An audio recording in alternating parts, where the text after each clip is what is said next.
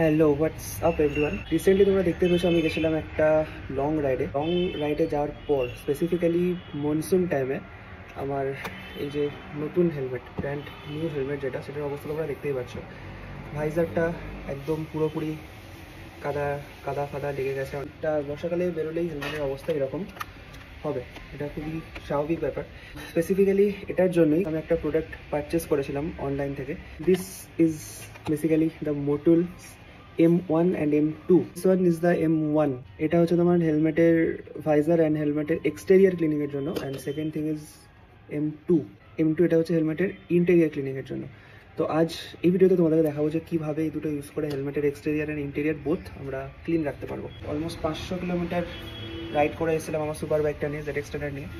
তো তারপরে এই হচ্ছে হেলমেটের মোটামুটি কন্ডিশন। এটা লাগবে first of all, and second যেটা লাগবে সেটা হচ্ছে একটা মাইক্রোফাইবার ক্লথ।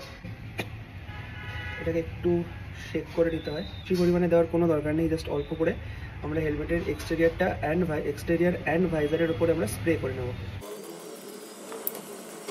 মোটামুটি স্প্রে করা কমপ্লিট। এবার just for 30 seconds or 1 minute তোমরা এটাকে ছেড়ে দাও এরকম করে। স্প্রে করার পরে সঙ্গে সঙ্গে ক্লিন করতে যাও না, কারণ স্প্রে করার পর কী হয় যে উপরের যে লেয়ারটা থাকে, কাদার বা ধুলো বালির যে লেয়ারটা থাকে, ওটাকে অ্যাবজর্ব করতে কিছুটা টাইম লাগে। মাইক্রোফাইবার ক্লথ যেটা ইউজ করবো সেটা যেন মোটামুটি ক্লিন হয়, কারণ এর ভেতরে যদি ডাস্ট পার্টিকেলস বা বালি টাইপের জিনিস থাকে তো কী হবে, হেলমেটের ভাইজারটার উপরে কিন্তু স্ক্র্যাচ পড়ে যাবে। তো বি কেয়ারফুল ফর দ্যাট।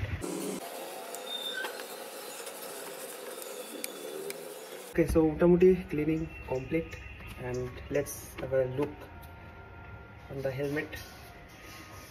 দেখতে পাচ্ছ একদম জাস্ট নতুনের মতো শাইন করছে।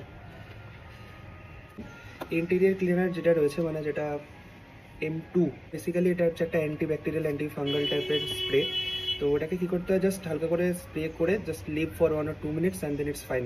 এটাকে ওয়াইপ করতে হয় না বা আলাদা করে কিছু করতে হয় না, ঠিক আছে। রাইডের টাইমে, লং টাইম যখন আমরা রাইড করি তখন মাথার মানে ফেসের যে সোয়েটিংগুলো থাকে সেগুলো ভেতরের যে প্যাডিংগুলো রয়েছে ওগুলোর উপর জমে যায়। তো তারপরে সেখান থেকে ব্যাকটেরিয়াল আর ফাঙ্গাল গ্রোথ তৈরি হয়, এটা ব্যাড স্মেলিং আসে। একটা স্প্রে করলে কী হবে, ভেতরের যে ইন্টেরিয়ার এনভায়রনমেন্ট যেটা রয়েছে সেটা ব্যাকটেরিয়া আর ফাঙ্গাল ইনফেকশন থেকে ফ্রি থাকবে, আর একটা গুড স্মেলও আসবে। এটা সিরিয়াসলি এটা স্মেলটা দারুণ।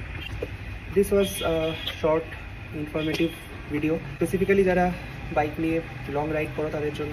যদি শর্ট ভিডিওটা ভালো লেগে থাকে ভিডিওটাকে একটা লাইক করে দিও, আর যারা রাইড করে তোমাদের ফ্রেন্ডসরা লং রাইডে যায় স্পেসিফিক্যালি, তাদের সাথে ভিডিওটা শেয়ার করতে পারো। তো চলো, দেখা হচ্ছে নেক্সট ভিডিওতে।